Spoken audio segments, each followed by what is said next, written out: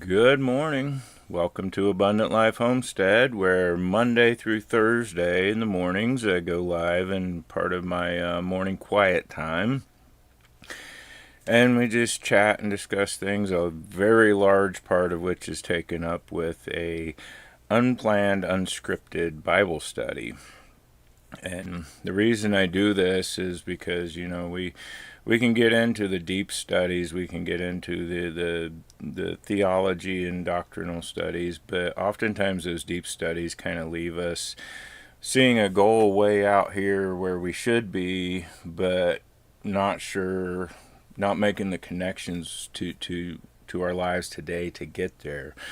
So we like to start off the morning by getting a quick understanding of how we understand the word right here and now, how it makes connections to our lives right here and now. And the hope in that is that you and I both use this morning chat and morning understanding as a stepping stone to make connections through our from God's word to our lives throughout the day, and have a curiosity for deeper study, and by the end of the evening have a deeper understanding of this word that we embed in our hearts. Hope everyone had a good weekend. Ours wasn't too bad, didn't have anything major going on. I seriously need to clean my glasses. They got ceramic dust all over them from the shop this weekend. But everyone is fairly well. Weather's looking a lot better. It's a lot more like springtime today. Forecast seems that it's going to stay that way for a little while at least. I don't need the loops, so I'll just leave those off to the side.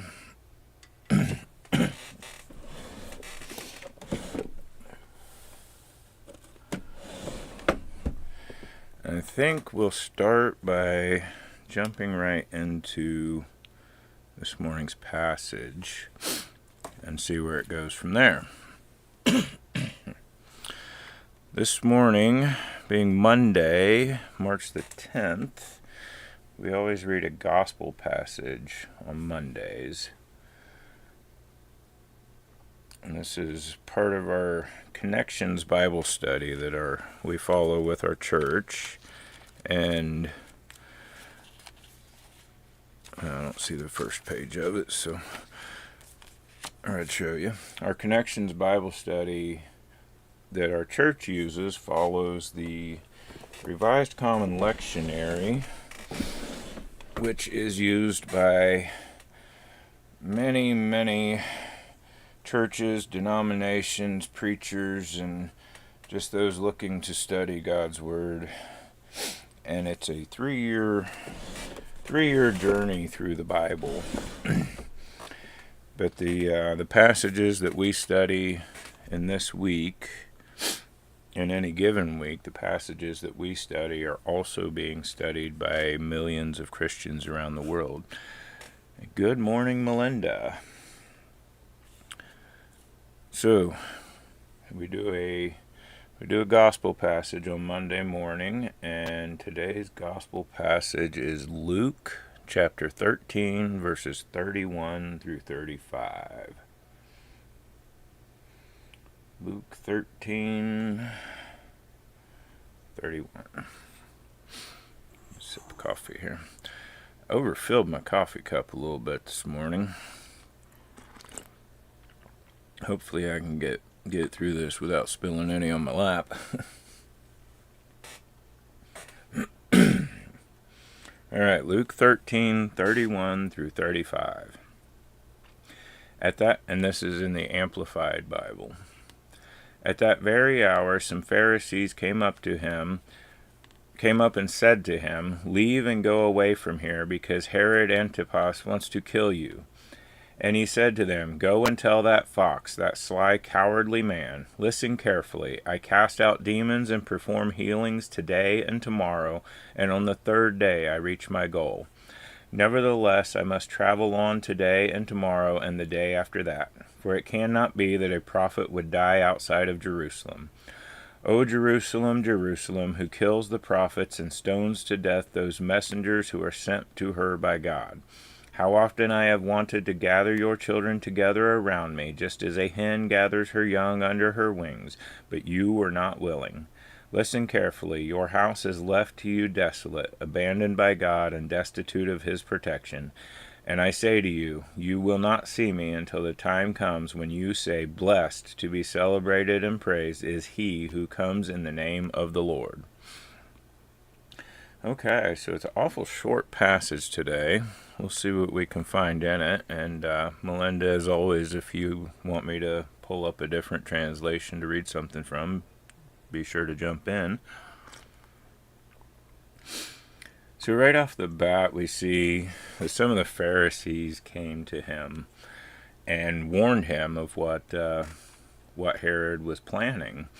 And this is kind of interesting because most of the time we hear about the Pharisees, it's where Jesus is really condemning them. You know, Jesus didn't condemn very many people or very many groups at all, really, in his life and in his ministry. But the Pharisees were often a target of, you know, they were a brood of vipers. There was nothing for them. They would. He once, in one part, he tells them that they would see the first and how was it? The most severe judgment from God, because of who they were as a group. And this kind of leaves the impression that some of the Pharisees weren't all that bad. Maybe they didn't necessarily follow Christ. They didn't necessarily turn to Christ, or they wouldn't be Pharisees anymore. But at the same time, they weren't too happy with Herod. Herod was an interesting character. We see him here as Herod Antipas, and I think,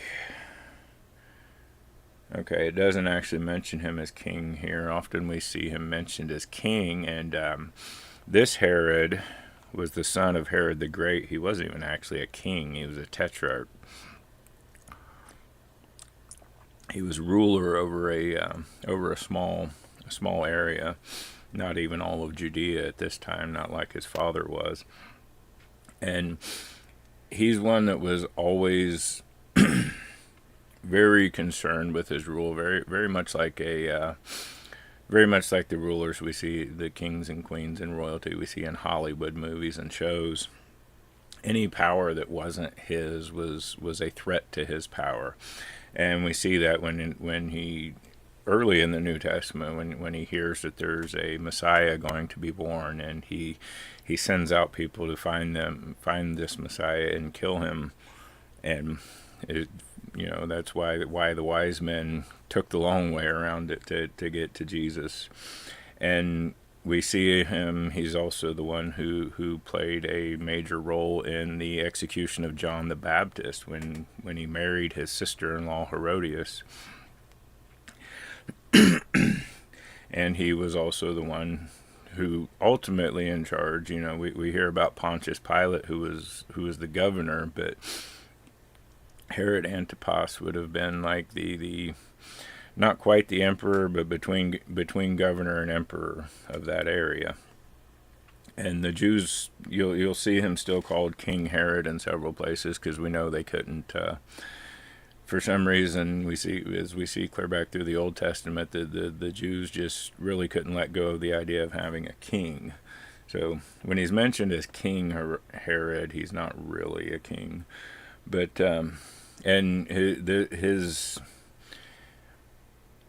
his quest for power and his fear that any power that wasn't his was a threat to him didn't even end with Jesus. If not in the Bible, but historically after Jesus' death, not long after Jesus' death, the Roman Emperor Tiberius declared war against Herod because he became a threat to the Empire of Rome. And Tiberius ended up dying, and his troops backed off. But Tiberius's successor Agrippa did end up overthrowing Herod, and Herod and Herodias were exiled. And there's no record of where or how they died, but they were finally kicked out. But he's a character that was used by God, because we see him many times in the New Testament to help fulfill the path that Jesus was to take. So these Pharisees, they may not have believed Jesus, they may not have ever turned to follow Jesus, but at the same time they had good enough in their hearts that they felt they needed to say something, they needed to warn Jesus, maybe not so much pro Jesus but anti Herod. Not everyone was happy with what this ruler was doing. Melinda says, as always, the Passion Translation does not disappoint if you want to read it, especially with being such a small passage. I can go ahead and do that. I mean, we're still sitting here talking about the first verse. Let's see what the Passion Translation says about this section. It titles as Jesus' Sorrow for Jerusalem. Then some Jewish religious leaders came to Jesus to urge him to flee from that place because Herod was out to kill him. Jesus told them, "Go and tell that deceiver that I will continue to cast out demons and heal the sick today and tomorrow, and on the third day I will bring my work to perfection. For everyone knows that I am safe until I come to Jerusalem, for that is where all the prophets have been killed. O city of Jerusalem, you are the city who murders your prophets. You are the city who pelts to death with stones the very messengers sent to deliver you. So many times I have longed to gather your wayward children together around me, as a hen gathers her chicks under her wings. But you were too stubborn to let me. Now it is too late, since your house will be left in ruins. You will not see me again until you are able to say, 'We welcome the one who comes to us sent in the name of the Lord.'" So yeah, slightly different wording on the same passage here. I'm going to put up a split here so that I've got it on the passage or the Passion and on the Amplified. Okay. So Jesus says, "Go and tell that fox or that deceiver, I'm going to cast out demons, perform healings today and tomorrow, and on the third day I reach my goal." So he's really talking about, he's kind of foretelling what's coming with the resurrection. And I didn't look ahead of time, so I don't know exactly where he is. I just jumped up into 22. It says he was making his way toward Jerusalem, so he wasn't in Jerusalem yet. And here the Passion says, "Everyone knows I am safe until I come to Jerusalem." And as you know, we're heading into the Easter season, so we're going to be following that journey right up until then. We till he comes into Jerusalem, and then that is when, within a few days, he's killed, and within 3 days he's resurrected. Let's see. "Nevertheless, I must travel on today and tomorrow and the day after that, for it won't be until he comes to Jerusalem." And then the next part here kind of seems like he's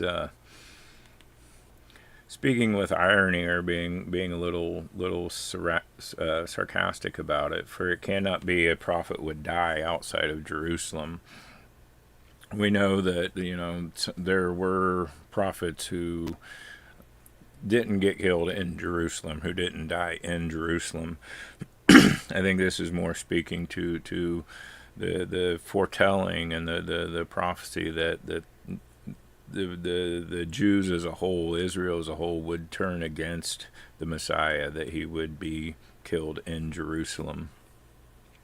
But even then, the rule always, as Jerusalem ruled, was the basically the capital of Judea. And Melinda says, verse 22 says village to village. Yeah, he was out there making his way towards Jerusalem. So even when, even when it wasn't necessarily in Jerusalem that prophets were persecuted, it was always, looking towards the rule of Jerusalem, or what Jerusalem, what the rulers in Jerusalem would want them to do, how they would want them to act towards the prophets. How often I have wanted to gather your children together around me, just as a hen gathers her young under her wings, but you were not willing. So this really jumps out to me, because I used to raise chickens. I had a huge flock of chickens, and I've seen this a lot. We often see pictures even of a mother hen she'll crouch down and have her wings spread out, and all the chicks are under her wings. But when there's a threat, when there's hawks in the sky, or there's a predator out in the field or whatever, the mother hen will take that stance and call to her babies. And the babies are all, the hatchlings are all to come to her and get under her wings, where she can try to protect them and fend off any predator that comes to her. But when he says you were not willing, the interesting thing with the birds, I think, is you say a mother hen has 12 hatchlings, and she takes that stance of protection, and she calls her hatchlings to her, and only 10 come to her. In that kind of situation, the mother hen doesn't leave those 10 to try to get the 2 that just either aren't paying attention or think they're okay and they're not in danger, who don't see the danger, and who aren't willing to come to the mother. And other times we often see Jesus as the one who leaves the 99 sheep to go find the one lost sheep. Well, the 99 aren't in this huge danger. They're going to stay together. And but as a mother hen, there is danger. Something is going to happen if you don't come to the mother hen. And if you're not willing, she's not going to leave the 10 unprotected to go get the 1 or the 2 that just won't listen. And oddly enough, with the chickens, and I don't know how it fits in here, but I just, from seeing it several times over the years, the 1 or 2 hatchlings that don't come back to mama, that don't come to the hen, those are usually the ones that the roosters are running around trying to protect, and that ends up getting the babies and the roosters killed. But that's just from years of experience with it. As Melinda says, which makes the word fox have a more significant meaning. Yeah, when we raised chickens, when we had our largest flock, fox was a huge threat. We actually seemed to have an infestation of fox at one time, and all of the different type of fencing and defenses and barriers and electric fencing in the world just wasn't stopping these fox, and they would run around and kill several chickens and just leave them lay. And between us and all the neighbors, we ended up killing a lot of fox. But yes, making that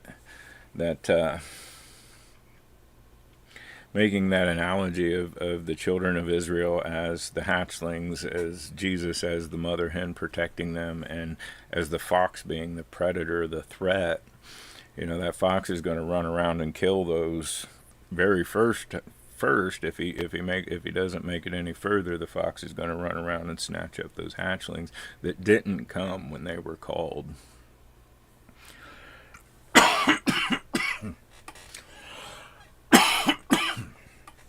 Sorry, my throat is really dry today.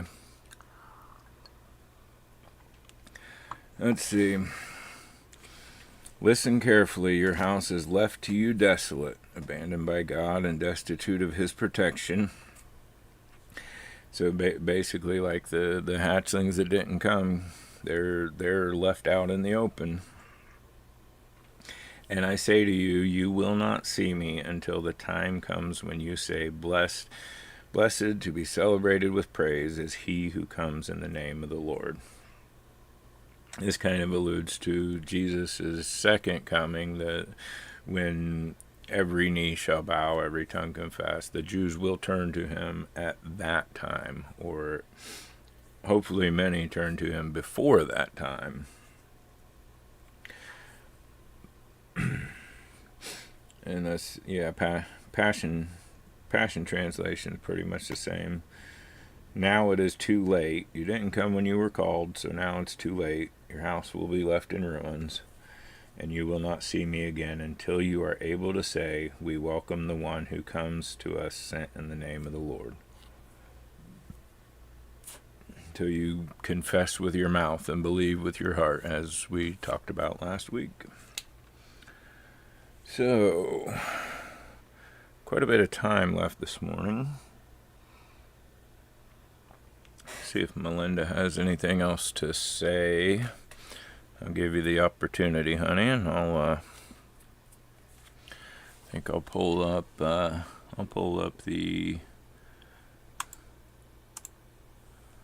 Gemini here. See if it says anything different. See if we can see if the AI sees any connection to daily life. Describe how the Bible passage Luke, where are we at? 13:31 to 35 applies to our lives today.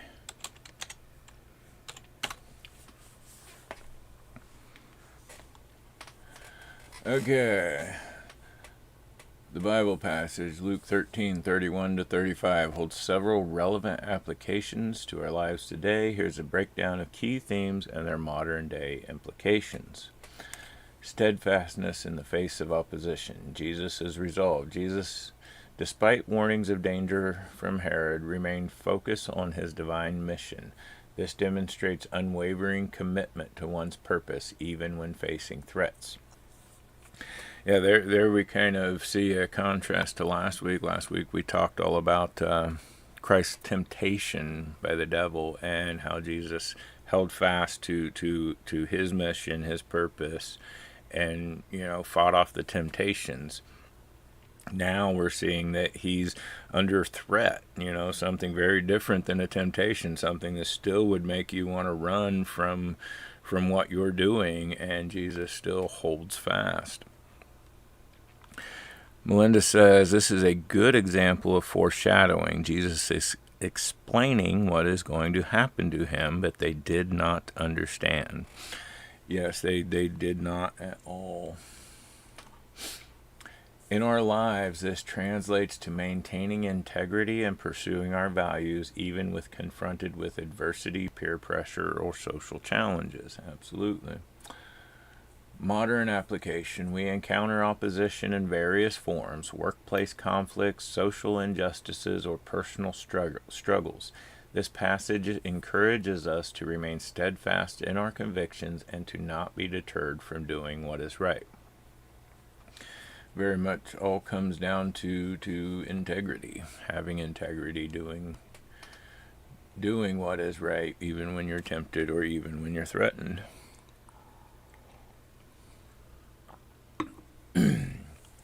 Compassion and lament. Jesus' lament for Jerusalem. Jesus' deep sorrow for Jerusalem's rejection of God's prophets and its impeding destruction. This highlights the importance of empathy and the pain of witnessing those we love stray from a positive path. The image of the hen gathering her chicks portrays Jesus' desire to provide protection and care. And I touched on they weren't willing, they didn't call, but yeah, he wants to protect us. He wanted to protect them. He was giving them the opportunity to turn, but he knew they wouldn't. So he also says now it's too late. But he had that desire to provide protection, but they had to come to him. He could not run off and leave everybody to grab up the ones who didn't want who were not willing to come to the protection. Modern application. We can apply this by showing compassion towards those who are struggling or making poor choices. It reminds us to have empathy for those who are lost and to offer them guidance and support even when they resist. And I think Melinda and I could both come up with several examples where we do try to do that and provide that.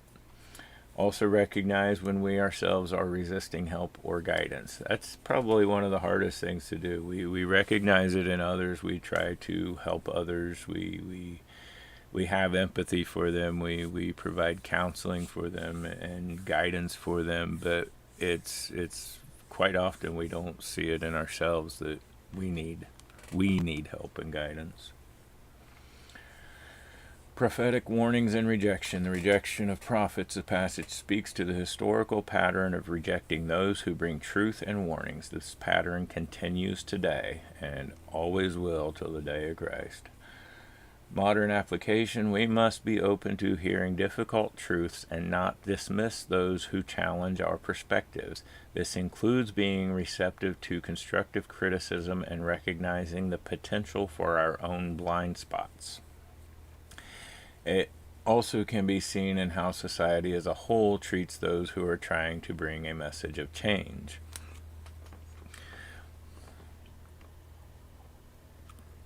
Being open to hearing difficult truths. And, this is this is one of those where it's kind of been human nature not to listen to those difficult truths. And we find often the difficult truth is what tends to splinter governments, churches, families, and you can kind of liken it to the hatchlings that don't come back to the protection. They feel like they need to be off doing their own thing, and hopefully we don't do that. But it is a very the being open to the difficult truths is something that I think many, many, many humans miss.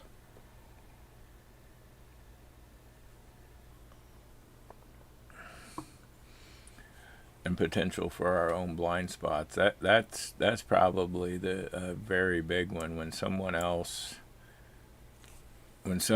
shows us our blind spot, we do tend to reject them. Divine purpose and timing. Jesus' sense of purpose. Jesus demonstrates a clear understanding of his divine purpose and the timing of his mission. He knows he must continue his work and that his destiny lies in Jerusalem. We talked a lot about that. This encourages us to seek and understand our own purpose in life and to trust in a higher plan even when circumstances are uncertain. This also shows the importance of staying on task and accomplishing the work that needs to be done. In essence, Luke 13:31 through 35 calls us to live with courage, compassion, and a deep sense of purpose while remaining aware of the potential for resistance and rejection. with that, this seek and understand our own purposes and trust in God's plan, even when the circumstances are uncertain. That is very much why I often say, why we do what we do here, because a very deep study, getting in deep into the theology and doctrine can oftentimes leave us feeling like, God is way over there. Okay, I've got a purpose. I'm to get over there, but God's not just standing way over there saying, "Hey, come to me over here and I'll save you." Although, I guess in this instance, like the mother hen, he very much is, but when we're looking to understand our own path and our own purpose and trusting in God's plan for our life, we need this light in our path, this lamp, in our feet.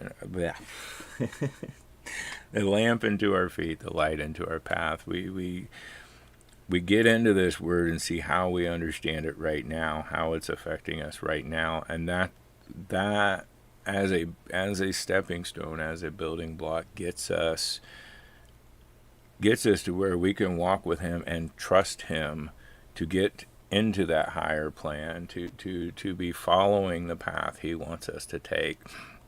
And doing this consistently, embedding this word in our hearts, is how we can stave off not only the threats we talk about today, but the temptations that we talked about last week.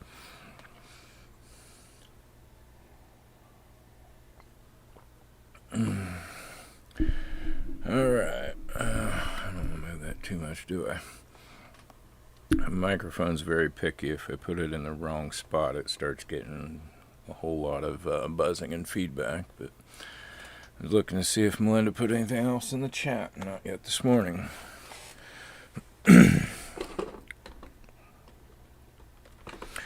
So that's all we got for for studying the in the Connections Bible study this morning. As far as everything else goes, I don't have too much going on today. I say that, but my afternoon is pretty well loaded up. The boys and I have ham radio club, and then I'll be in the ceramic shop. We're only operating that ceramic shop for about a total, a little less than two more weeks. We have decided, and Grandma has decided, to close it down, and it's probably best, because it does. The more I saw her worry about that shop, the more I saw her degrade. Her condition was going downhill quicker until the moment she decided, yeah, let's move on from that. Let's pass it on to someone else. Melinda says Mondays are rough. Yes, they are. Every Monday is rough, and hopefully this is the only Monday of the week. So I'll be doing the boys' radio club later today, and then in the ceramic shop this evening.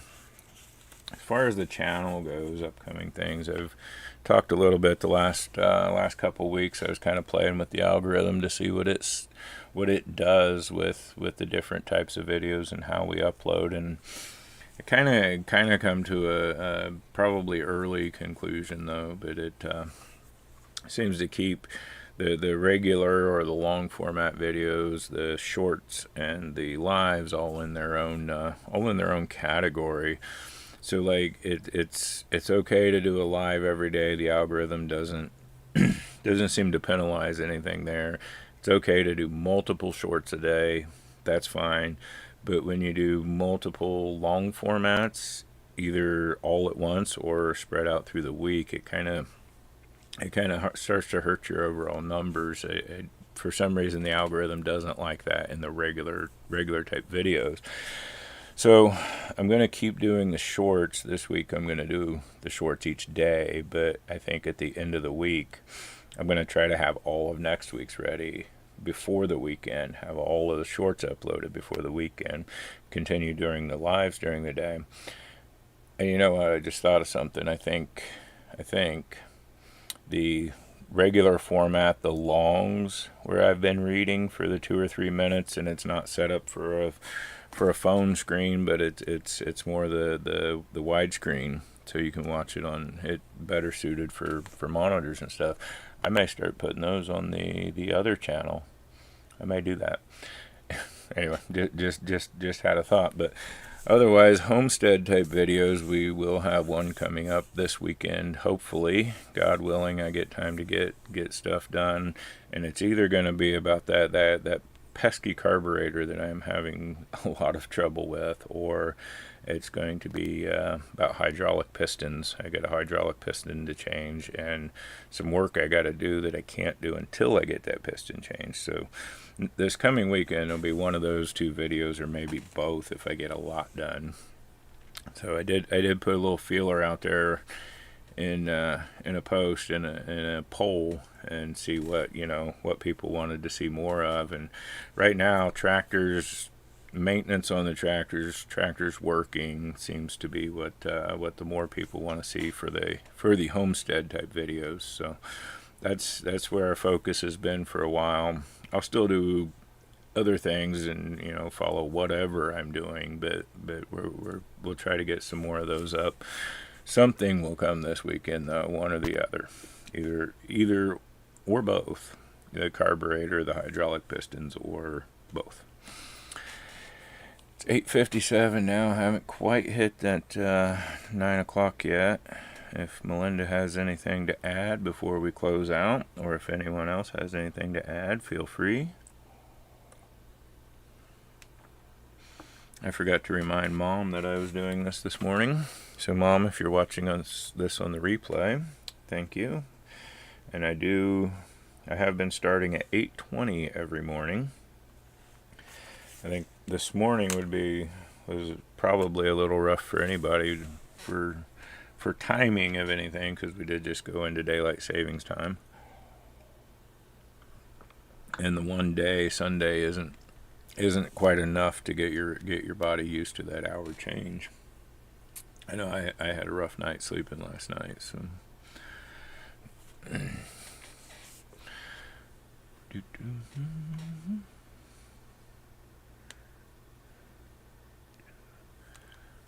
going back and reading through Melinda's chat messages here, see if there's anything else we wanted to pick up on.